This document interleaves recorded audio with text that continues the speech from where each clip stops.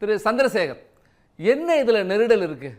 நெருடல்லாம் இல்லை, உங்களுக்கு ஒரு பயம், பதற்றத்தினுடைய வெளிப்பாடு தான் இப்படியெல்லாம் பேசுறது அப்படிங்கிறாங்க. இதில் பயமும் கிடையாது, பதட்டமும் கிடையாது. முதல்ல இரண்டாவது, பயம் பதட்டம் எதனால் வருதுன்னு சொன்னால், பல மாநிலங்களில் இவர்கள் செய்த இந்த குளறுபடிகள், அதாவது வாக்குச்சாவடி விஷயங்களில், வாக்கு பதிவில் வாக்கு திருட்டுன்னு நாங்கள் குறிப்பிடுறோம். எங்களுடைய ராகுல் காந்தி அவர்கள் வாக்கு திருட்டுன்னு பல விஷயங்களில் குறிப்பிட்டிருக்காரு. இன்றைக்கு பீகாரில் நீங்கள் எஸ்ஐஆர் நடத்திருக்கீங்க. எஸ்ஐஆர் அங்கே சக்ஸஸ்ஃபுல்லாக நடத்திருக்கீங்களா அப்படின்னு கேட்டால் இல்லை. அங்கு பல குளறுபடிகளோடு தான் எஸ்ஐஆர் நடத்தப்பட்டு பட்டியல் வெளியிடப்பட்டு, வாக்காளர் பட்டியல் வெளியிடப்பட்டு, அதன் மூலமாகத்தான் தேர்தலும் நடந்து முடிந்து விட்டது. அதை பற்றி நம்ம பேசவும் முடியாது. ஆனால் அந்த போஸ்ட்மார்ட்டம் ரிப்போர்ட் நிறையா வந்துருச்சு. அதை பற்றி கிட்டத்தட்ட 128 தொகுதிகளில் இந்த எஸ்ஐஆர் நீக்கத்தினால் யார் பாதிக்கப்பட்டார்கள், அதாவது வாக்குப்பதிவுக்கும் இந்த வாக்காளர் பட்டியலுக்கும் எவ்வளவு வேறுபாடுகள் இருந்துச்சு அப்படிங்கிறதெல்லாம் நம்ம பார்த்தோம். இதுக்கு சுப்ரீம் கோர்ட் வரைக்கும் போய் கண்டென்ஷன் போட்டு அதுக்கப்புறம் நம்ம அந்த வாக்காளர் பட்டியலில் சிலரை சேர்க்க வேண்டிய ஒரு சூழ்நிலை ஏற்பட்டதையும் பார்த்தோம். இல்ல சந்திரசேகரன், உங்களுக்கு இன்னொரு தகவலையும் சொல்றேன். நீங்க பீகார் தேர்தல் அப்ப தேர்தல் ஆணையம் சொன்னது, முன் எப்போதும் இல்லாத வகையில வரலாற்றில் முதல் முறையாக அதிக வாக்கு பதிவு சதவீதம் பதிவாயிருக்குன்னு சொன்னாங்க. இன்னொன்று, என்னுடைய பெயர் நீக்கப்பட்டு விட்டதாக ஒரு வாக்குச்சாவடியில் கூட ஒரு வாக்காளர் கூட எதிர்ப்பு தெரிவிக்கல. கட்சிகளுடைய, இப்போ காங்கிரஸினுடைய முகவர்களும் இருந்திருப்பாங்க, அவர்கள் கூட, எந்த அரசியல் கட்சிகளை சார்ந்தவர்களும் எந்த ஒரு வாக்காளரும் அப்படி ஒரு குற்றச்சாட்டை, புகாரை சொல்லவில்லைன்னு சொல்றாங்க. ஆனா நீங்க திரும்ப திரும்ப நீக்கப்பட்டு விட்டது, வாக்கு திருட்டு சொல்லிட்டே இருக்கீங்களே. இல்லை, பல இடங்களில் நடந்தது. ஆனால் அது சொல்லி ஏற்கப்படவில்லை. தனிநபர்களுடைய கண்டென்ஷன் ஏற்கப்படவில்லை. ரெண்டாவது, நீங்கள் ஒரு இடத்துல போய் எனக்கு வாக்கு இல்லைனாக்கா யாரும் போய் அங்கே முறையிடுற அளவிற்கான ஒரு விழிப்புணர்வு இருக்கிறதா என்று கேட்டால் இல்லை, இங்கேயே கிடையாது. இப்போ நானே சில சமயங்களில் பாதிக்கப்பட்டிருக்கேன். ஒரு வாக்குச்சாவடிக்கு போவோம், எனக்கு கொடுத்துருப்பாங்க, இத்தனைக்கும் பூத் ஸ்லிப்பு கொடுத்துருப்பாங்க. போய் நின்று கடைசியில் இந்த இடத்துல இல்லைம்பாங்க. இல்லைன்னா மறுபடியும் போய் எங்கேயா அலையிறதுன்னு சொல்லிட்டு வீட்டுக்கு திரும்பி வந்த வரலாறெல்லாம் இருக்குது. அது மாதிரி ஒரு படித்த விழிப்புணர்வு உள்ளவர்களிடையே அந்த மாதிரி இருக்கிற பொழுது, ஒருவருக்கு வாக்கு இல்லை என்று சொன்னால் அதை முறையிட்டு தன்னுடைய வாக்கை திரும்ப செலுத்த வேண்டும் என்ற அளவிற்கு விழிப்புணர்வு பீகாரில் இருக்குமா என்று கேட்டால் அதை கொஸ்டின் மார்க். அது பற்றிய விவாதம் அடுத்து. ஆனால் இன்றைக்கு தமிழ்நாட்டில் பொறுத்த வரைக்கும் வாக்காளர் பட்டியல்ல உங்க பேர் இருக்கான்னு சரி பார்த்துட்டீங்களா? இருக்கா?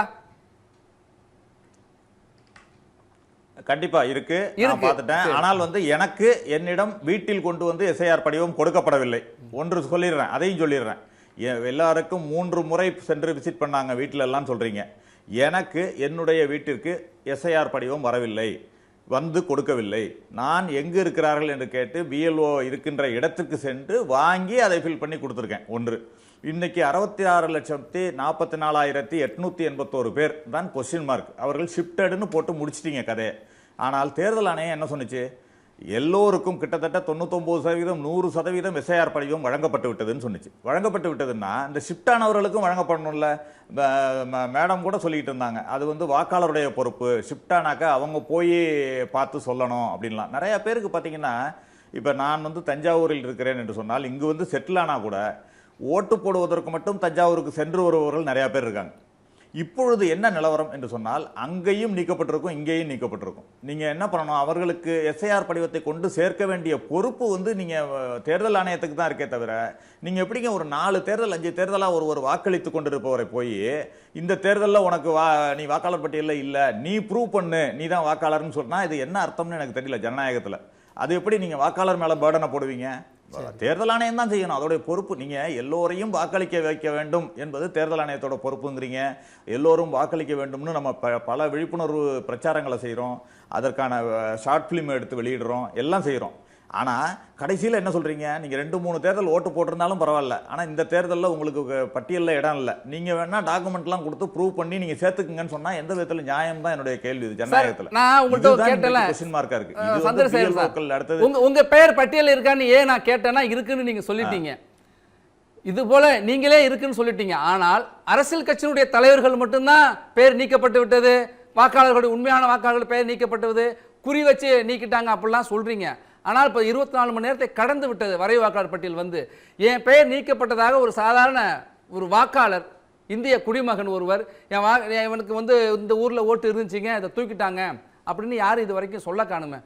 இது வரைக்கும் சொன்னால் நம்ம பதிவு பண்ணலாம். அப்படி என்றால் நீங்களும் அப்படின்னா நீங்க அந்த 66,44,000 பேரும் போலி வாக்காளர்கள்னு திரு எடப்பாடி பழனிசாமி அவர்கள் சொல்ற மாதிரியே நீங்களும் சொல்றீங்க. அப்படி சொல்லல. இதுல வாய்ப்பு இருக்கு.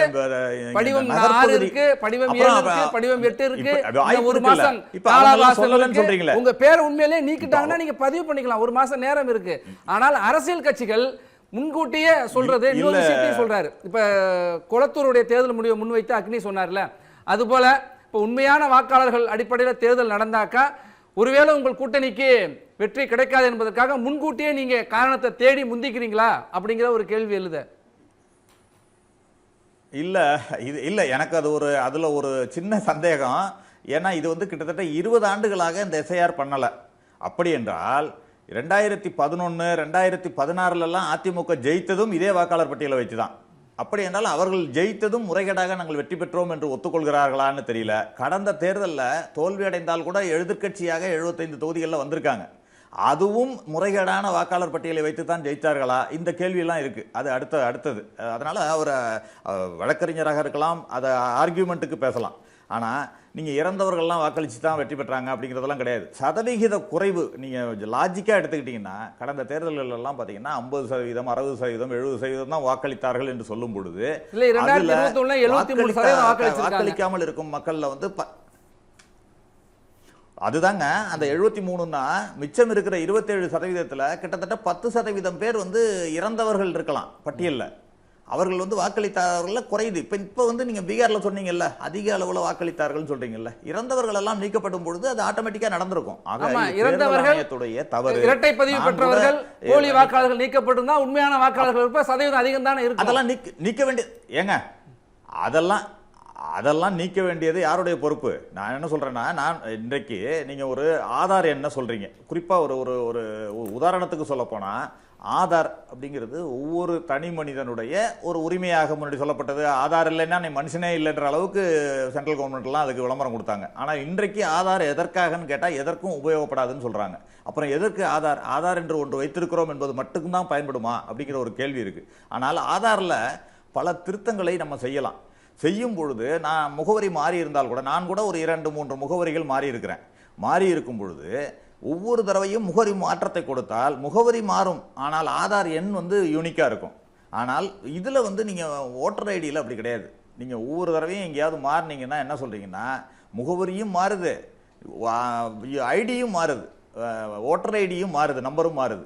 ஏன் நீங்க வந்து இது ஆதாரோட இணைத்து எல்லாத்துக்கும் ஆதார் கேக்குறீங்க? நீங்க பேங்க் அக்கவுண்ட் நல்ல யோசனையை தேர்தல் ஆணையத்துக்கு கொடுத்துட்டீங்க, ஆதார் லிங்க் பண்ணிட்டீங்க. சரி, முதல் சுற்று பார்வை எடுத்து தொடர்ந்து செல்போன் இல்ல ஒரே நிமிஷம் இல்ல ஒரு நிமிஷம் அதை முடிச்சிடுறேன். நீங்க டிஜிட்டல் இந்தியான்னு சொல்றீங்க. ஏன் ஆதாரோட லிங்க் பண்ணி இது மாதிரி இறந்தவர்களையோ அல்லது டூப்ளிகேஷன் கண்டிப்பா வரப்போறது இல்ல. ஆதார் எண் கொடுக்கறப்ப டூப்ளிகேஷன் ஆட்டோமேட்டிக்கா நீங்க விளக்கப்பட போகுது. ஏன் அதை செய்யக்கூடாது அப்படிங்கிறது கேள்வி இருக்குல்ல. ஆக நீங்க ஒரு பக்கம் டிஜிட்டல் இந்தியான்னு சொல்லிட்டு ஆதார் எண்ணையும் இன்வாலிடா பண்றது எந்த விதத்துல நியாயம்? அக்னி ஏதோ குறிப்பிட்டு சொல்ல வர்றாரு, அதை கேட்டுட்டு ஆதாரையும் யூட்டிலைஸ் பண்ணிக்கலாம்னு சொல்லியிருக்காங்க. அது மட்டும் இல்ல, அவர் சொல்றாரு இப்ப வந்து இந்த 97 லட்சங்கிறது 15.19% தான் மொத்தத்துல. அதுல 5% வந்து இறந்தவங்களும் 2-3 வாக்குகள் இருந்த மல்டிபிள் ஓட்ஸ், ஒன்றுக்கு மேற்பட்ட பதிவுகள் அது எல்லாம் நீக்கப்பட்டிருக்கு. 5%. 10% தான் இந்த 66 லட்சம். அந்த 10%ல திரும்பி ரிட்டர்ன் ஒரு 5% வந்துட்டா கூட 5% போலி வாக்காளர் இருக்கலாம். ஏன்னா அது வந்து ஷிஃப்டட் திரும்பி வரலன்னா ஆட்டோமேட்டிக்கா அவங்க இன்னொரு வாக்கு எடுத்திருப்பாங்க. அதனால அவங்க ஒரு வாக்கு உறுதியா இருக்கும் எங்கேயோ ஒன்று இருக்கும். அந்த இன்னொரு வாக்கு தான் ஆதாரையும் வாக்காளர் அடையாள அட்டையும் எனக்கு சொல்லி உத்தரவும் போட்டாங்க.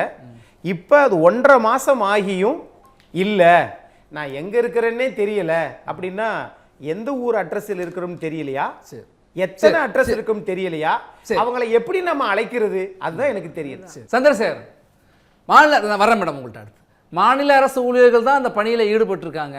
அவர்களை கொண்டுதான், அது மட்டும் இல்லை, கட்சியினுடைய 12 அங்கீகரிக்கப்பட்ட கட்சி, உங்கள் கட்சியினுடைய முகவர்கள், பாக முகவர்கள் உட்பட தான் சென்றிருக்காங்க, சரிபார்த்திருக்காங்க. ஆனாலும் தொடர்ச்சியாக பேச ஒன்றும் இல்லை, அதுக்காக குறை சொல்லிகிட்டே இருக்கீங்க அப்படிங்கிறாங்க. இல்ல பேச ஒண்ணும் இல்ல இந்தியா முழுக்க நடந்த இவர்கள் நடத்திய ஒரு நடைமுறைகள் அப்படி இருக்கிறது. அதுவும் இந்த தேர்தல் ஆணையர் தலைமையில் ஞானேஸ்வர் குமார் தலைமையில் அமைந்த தேர்தல் ஆணையத்தின் கீழ் நடைபெற்ற தேர்தல்களில் வாக்கு திருட்டு வாக்கு மோசடி நடைபெற்றிருக்கிறது என்பதை எங்கள் தலைவர் ராகுல் காந்தி அவர்கள் பல விஷயங்கள்ல ப்ரூவ் பண்ணியிருக்காரு. நீங்க அதை ஈவன் கர்நாடகாவில் காங்கிரஸ் தான் ஜெயிச்சுது, அங்கேயே ஒரு தொகுதியில் எடுத்து அதை சாம்பிள் எடுத்து இந்த மாதிரி ஒரு போலி வாக்காளர்கள் சேர்க்கப்பட்டிருக்காங்க, போலியா நீக்கப்பட்டிருக்கிறார்கள். அதாவது டிஜிட்டல் சொல்றீங்கல்ல, அவர் ஞானேஸ்வர் குமார் ஒரு விஷயம் சொன்னார், இதில் போய் ஆன்லைனில் போய் இன்னொரு வாக்கை இன்னொருவர் நீக்க முடியாதுன்னு சொன்னார். ஆனால் அதை நீக்கி இருக்கிறார்கள் என்பதை ப்ரூவ் பண்ணாங்க. அங்கே எஸ்ஐடி கர்நாடகா எஸ்ஐடி வந்து ப்ரூவ் பண்ணியிருக்காங்க. இது மாதிரி போய் ஒரு இன்டர்நெட் சென்டர்லேருந்து ஒரு பாஜக தலைவர் உட்கார்ந்து அதை செய்திருக்கிறார் என்பதை ப்ரூவ் பண்ணாங்க. இல்ல சார், அதை வெளியில பேசுறாங்க. உச்சநீதிமன்றத்துல கொண்டு வந்து ஒரு அபிடேவிட்டா கொடுங்கன்னு சொன்னா கொடுக்க மாட்டேங்கறாங்களே, பேச மாட்டேங்கறாங்களே, நீதிமன்றத்துக்கு வர மாட்டேங்கறாங்களே. இல்ல தவறு. நீதிமன்றத்தில் இன்னும் வழக்கு இருக்கிறது, எஸ்ஐஆர் சம்பந்தமான பல வழக்குகள் இருக்கிறது, இந்த போலி வாக்காளர்கள் சம்பந்தமான பல வழக்குகள் இருக்கிறது, தள்ளி வைக்கப்பட்டிருக்கிறதே தவிர அது முடிவுக்கு வரவில்லை என்பதை நான் உங்க கவனத்துல சொல்ல விரும்புறேன். இரண்டாவது, இன்றைக்கு இந்த எஸ்ஐஆர் வாக்காளர் பட்டியல் தமிழ்நாட்டில் மட்டுமல்ல, குஜராத்ல, மேற்கு வங்கத்துல எல்லா மாநிலங்களும் கொடுத்திருக்காங்கல்ல, அங்கேயும் பல லட்சம் பேர் நீக்கப்பட்டுதான் இருக்கிறாங்க. இப்ப குஜராத்தை பாத்தீங்கன்னா 73 லட்சம் பேர் நீக்கிருக்காங்க, வெஸ்ட் பெங்கால்ல 58 லட்சம் பேர் நீக்கிருக்காங்க, பீகார்ல நம்ம 65 அதெல்லாம் அடுத்தடுத்துதான். நீங்க இல்ல ஒரு நீக்கம் இல்லைங்க, இரண்டு கட்டங்களா நான் சொல்ல விரும்புறேன். என்னன்னா, ஒன்று வந்து இப்ப நீக்கம்ன்றத சொல்றோம். இப்ப தமிழ்நாட்டை பொறுத்த வரைக்கும் 66,44,881 பேர் நீக்கம்னு சொல்றோம். நீக்கம் என்பது ஷிப்டட்னு ஒரே காரியத்துல கொண்டு போயிட்டாங்க. இப்ப அவர்களுக்கு போய் அந்த எஸ்ஐஆர் படிவம் சேரவில்லை என்பதை முதல்ல சொல்ல விரும்புறேன். அவர் கூட முன்பு பேசின பத்திரிகையாளர் கூட சொன்னாரு, அவர்களுக்கு இருக்கின்ற அழுத்தம் கால சூழ்நிலைகள்ல பிஎல்ஓக்கள்லாம் வேலை செஞ்சிருக்கு. அதைத்தான் நாங்க சொல்றோம். ஏன் அந்த அழுத்தம் அவர்களுக்கு கொடுக்கப்பட வேண்டும், ஏன் அந்த 6 மாத கால அவகாசம் கொடுத்து அதை செய்திருக்கலாமே என்பதுதான். இப்ப எஸ்ஐஆர் தேவையில்லை என்பது எந்த கட்சி இல்ல. அந்த அழுத்தம் என்பது நீங்க எடுத்த எடுப்புலே குற்றச்சாட்டா முன்வைக்கிறீங்கல்ல எதிர்க்கட்சிகள், அதுதான் அழுத்தம் அப்படிங்கிறாங்க. இல்ல இல்ல இல்ல தவறு. நீங்க அவங்க சொல்ற பிராக்டிக்கல் திங்கிங்க அவங்க பண்றது கிடையாது. ஒரு வீட்டுக்கு 3 தடவை வருவாங்கன்னு சொல்றீங்கல்ல, அதெல்லாம் வர முடியாது. ஃபர்ஸ்ட் அவர்களே நினைத்தா கூட இந்தியா முழுக்க எவ்வளவு பிஎல்ஓக்கள் இந்த வேலைப்பணி அழுத்தத்தினால, எவ்வளவு வேலைப்பளு அழுத்தத்தினால தற்கொலை பண்ணிட்டு இருக்காங்க, அதெல்லாம் நீங்க ஏன் கணக்கில் எடுத்துக்கல? ஏன் தற்கொலை பண்றாங்க? ஒரு வேலை முடியலன்னு சொல்லிட்டு ஒரு தற்கொலை பண்ற அளவுக்கு போகிறார்கள் என்று சொன்னால் அது என்ன என்று கவனிக்கணுமா வேண்டாமா தேர்தல் ஆணையம்?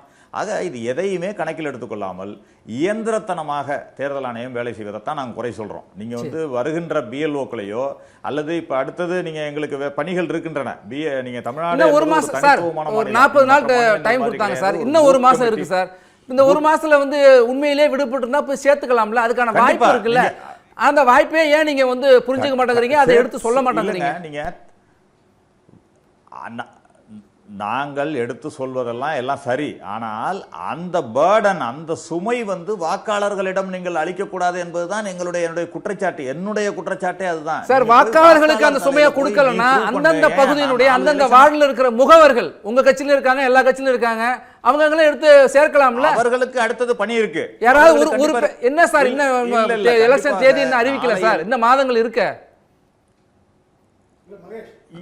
கண்டிப்பாக இல்ல நீங்க அடுத்த கட்டமாக இதுதான் நடக்கும். இந்த 66 லட்சம் அரசாங்கம் வந்து உங்களை தேடி ஒரு தனிநபருக்கும் வாக்களிக்க கூடிய அந்த உரிமை பறிபோக கூடாது. கண்டிப்பாக அந்தந்த தனிநபர் நீங்க அதாவது அந்த BLA 2 இங்க தமிழ்நாட்டை பொறுத்தவரை பூத் கமிட்டி இது மாதிரி விஷயங்கள்ல அரசியல் கட்சிகள் கவனம் செலுத்தி எல்லா அரசியல் கட்சிகளுமே தெளிவாக இருக்கின்றன. நீங்க நாளை முதல் அவர்களுடைய பணி தொடங்கும். கண்டிப்பாக நாளைக்கு கூட திமுக தலைவர் நாங்க ஒரு கூட்டத்தை இதெல்லாம் நடந்து இப்படி தவறு நடந்திருக்கதாக நீங்கள் கருதினால், தவறு நடந்திருக்குன்னு நீங்க நம்பினால், எங்க கேள்வி இது எழுது அப்படின்னாக்கா, தமிழ்நாடு அரசினுடைய ஊழியர்கள் தான், தமிழக அரசு ஊழியர்கள் தான் இந்த வேலையை செஞ்சிருக்காங்க. கூடவே திமுக, காங்கிரஸ் உள்ளிட்ட பாஜக, அதிமுக எல்லா கட்சிகளுடைய அந்த வார்டு முகவர்களும் கூட போயிருக்காங்க, உதவி இருக்காங்க. இது எல்லாவற்றையும் கடந்து தவறு நடந்திருக்கு அப்படின்னா நீங்க குற்றச்சாட்டை நீங்க உங்க கூட்டணி கட்சியும் தவறு செய்திருக்காங்க, தமிழ்நாடு அரசு ஊழியர்கள் தவறு செய்திருக்கிறார்களா என்கிற கேள்வியை எழுப்புது. நான் நிறைவு கருத்தோட அடுத்த சுற்றுலா உங்கள்கிட்ட வர்றேன். எல்லா மாநிலங்களும் இல்ல அதற்கு மட்டும் பதில் சொல்லிடுறேன். அதாவது இல்ல அதற்கு மட்டும் பதில் சொல்லிடுறேன். அதாவது ஊழியர்கள் மேல குற்றச்சாட்டு என்பதே இதுல கிடையாதுங்க. நீங்க அந்த சிஸ்டம் மேல நான் குற்றச்சாட்டு வைக்கிறோம். நீங்க ஒரு கால அவகாசம், இப்ப இதனை வந்து ஒரு ஒரு ஒரு பயிரிடுறது கூட 1 ஏக்கர் பயிர் வந்து இத்தனை நேரத்துல நீங்க நடவு நடலாம், இத்தனை நேரத்துல அறுவடை செய்யலாம்லாம் இருக்கு. நீங்க ஓவர் நைட் நீங்க இதை பண்ணி அறுவடை பண்ணி முடிக்கணும்னு சொன்னா எப்படி முடியும்? சரி, பேசலாம். அதுதான் நான் சொல்றேன். சந்திரசேகரன், நிறைவு கருத்து சுருக்கமா அடுத்து உங்கள்ட்ட. இல்ல ஒரே ஒரு கருத்து மட்டும் மீண்டும் மீண்டும் வந்துட்டு இருக்கு. அதாவது கொளத்தூர்ல 1 லட்சம் பேர் நீக்கப்பட்டாங்க, அது மாதிரி சில தொகுதிகளை குறிப்பிட்டு 2 லட்சம் நீக்கப்பட்டாங்கன்னு. அதிகமான நகர்மயமாக்கல் அப்படிங்கிறது நம்ம தமிழ்நாட்டில் நிறைய இருக்குங்கிறது எல்லாருக்கும் தெரியும். அதுல வாடகைதாரர்கள் என்பவங்க வந்து தொகுதி மாறி செல்வது என்பது நிறைய நடைபெற்று இருக்கிற இடம்னு பார்த்தீங்கன்னா சிட்டி சென்னை நகரத்தில் அதிகம் இருக்கும். அதனால தான் அதிகபட்சமாக சென்னை நகரத்தில் ஷிஃப்டிங்கிறது வந்திருக்கு. நீங்கள் கிட்டத்தட்ட 16 லட்சம் பேர்ல 14 லட்சம் பேர் ஷிஃப்டிங் தான் வருது சென்னையை பொறுத்த வரைக்கும். அப்படி இருக்கின்ற சூழ்நிலையில் அவர்கள் ஷிஃப்டட் என்று சொல்லும் பொழுது வேறு தொகுதிக்கு சென்றிருக்கிறார்கள். அவர்களை எப்படி மறுபடியும் கொண்டு வந்து கொளத்தூர்ல சேர்க்க முடியும்னு எனக்கு தெரியல. அதாவது அவர்கள் வேறு எங்கேயாவது அவர்களுக்கு ஒருவருக்கு ஒரு வாக்கு என்பது உறுதியா இருக்கும், அந்த தொகுதியில் ஒரு வாக்கு தான் இருக்காது. அப்ப சரியாதான நடந்திருக்கு. அதுதான் நீங்க ஒரு கேள்வி வச்சீங்க. தேர்தல் ஆணையம் வெளியிட்ட ஒரு டேட்டாலேயே 98% எஸ்ஐஆர் படிவங்கள் கொடுக்கப்பட்டு விட்டது, எஸ்ஐஆர் படிவங்கள் வாங்கப்பட்டு விட்டதுன்னு சொன்ன பொழுது எப்படி அந்த 66 லட்சம் பேரை நீங்க ஷிஃப்டடு ஐடென்டி பண்ண முடியலன்னு எப்படி சொல்ல முடியும்னு கேட்கிறேன். அப்படி என்றால் தேர்தல் ஆணையம் தவறான தகவலை தெரிவித்தது என்று எடுத்துக்கொள்ளலாமா அப்படிங்கிற கேள்விதான் இங்க முன்வைக்க வேண்டியது. இன்னொன்று, இந்த எஸ்ஐஆர் இந்த திருத்தம் இதுல வந்து இல்ல இன்று இருக்கின்ற நீக்கம் என்பது ஒரு பக்கம் இருந்தாலும் இதற்கு பிறகு இன்னொன்றையும் கவனமாக பார்க்க வேண்டிய சூழ்நிலையில எல்லா அரசியல் கட்சிகளும் இருக்கு. ஏன்னா சேர்த்தல் என்பது ஒன்று இருக்கிறது, ஆன்லைன்லையும் சேர்க்கலாம் என்பது இருக்கிறது. இந்த 1 மாதங்களில் அவர்கள் எப்படி வாக்காளர்களை கொண்டு வந்து சேர்க்கிறார்கள், இவர்கள் இப்போ உண்மையான வாக்காளர்களை சேர்ப்பது என்பது ஒரு பக்கம், போலி வாக்காளர்கள் ஏற்கனவே பல மாநிலங்களில் பாஜகவால் சேர்க்கப்பட்டிருக்கிறது என்பதை நாங்கள் நிரூபித்திருக்கிறோம். அது இல்லை என்று சொன்னாலும் மீடியாக்கள் கூட போய் ட்ரையல் பண்ணி நீங்க பிற மாநில வாக்காளர்கள் இங்க சேர்க்கப்படுவாங்க அச்சம் இருக்கிறதா சொல்றீங்க. எல்லா கட்சிகளும் விழிப்போடு தான் இருக்காங்க, பார்த்துக்கிட்டு இருக்காங்க. காங்கிரஸ் கட்சியினுடைய முகவர்கள் இருக்காங்க, திமுகவுடைய முகவர்கள் இருக்காங்க, தமிழ்நாடு அரசு ஊழியர்கள் தான் அந்த பணியிலையும் ஈடுபட போறாங்க. பார்க்கலாம். மதுரை மக்களே, மதுரை சிட்டிக்குள்ள அதுவும் உங்க பட்ஜெட்குள்ளேயே பிளாட் வாங்கணுங்கிற கனவு இப்போ கைக்கூடி வந்தாச்சு. மதுரையின் முதல் ப்ராஜெக்டில் ரோட்டுக்கு காசு இல்லாததால் 72 மணி நேரத்தில் 533 மனைகள் விற்கப்பட்டன. மீண்டும் ரோட்டுக்கு காசு இல்லாமல் பிரீமியம் வில்லா மனைகளை மதுரை வேலம்மாள் மருத்துவக் கல்லூரி அருகில் அறிமுகப்படுத்துகிறோம். லான்ச்சிங் G2 Vagay Crest, மதுரை வேலம்மாள் மெடிக்கல் காலேஜ் அருகில். Early bird price RERA approved villa plots வெறும் 9.9 lakhs %. சிட்டிக்குள்ள பிளாட் உங்க கனவு வீட்டுக்கான perfect spot. For bookings call